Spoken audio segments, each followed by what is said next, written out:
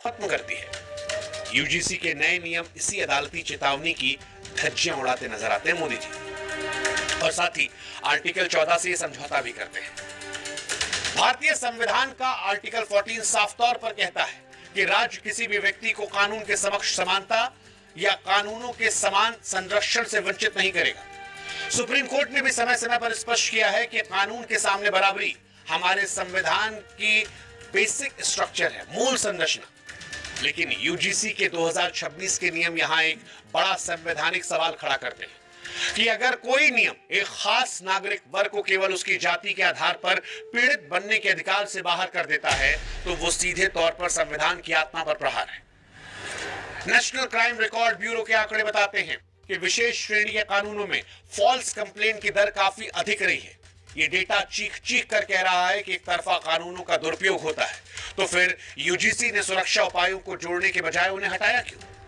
Clause 10 के तहत जो सजा का प्रावधान है, जैसे यूनिवर्सिटी की मान्यता रद्द करना, वो इतना ज्यादा कड़ा है कि कोई भी कॉलेज प्रशासन सच जानने के बजाय खुद को बचाने के लिए सीधे सीधे जनरल कैटेगरी के छात्र को सस्पेंड करना बेहतर समझेगा। मोदी जी, ये समानता लाने का प्रयास नहीं है, या आप एक ऐसी व्यवस्था बना रहे हैं जहां सुरक्षा यूनिवर्सल बनाने के बजाय सिलेक्टिव हो रही है। और इसका नुकसान जानते हैं क्या होगा मोदी जी? कानून जो आपका है वो ब्लैकमेलिंग का जरिया बन जाएगा। हाँ, इंस्टीट्यूशनलाइज्ड एक्सटॉर्शन होगा।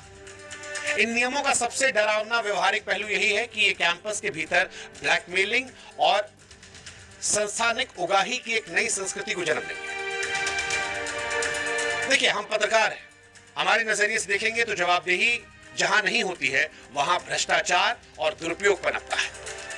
जब एक छात्र को यह पता होगा कि उसकी सिर्फ एक शिकायत के सामने एक सवर्ण छात्र का करियर मिट्टी में मिल जाएगा और उस शिकायत के झूठा साबित होने पर भी उस पर कोई आंच नहीं आएगी, तो यह स्थिति ब्लैकमेलिंग के लिए सबसे उपजाऊ जमीन तैयार करती है।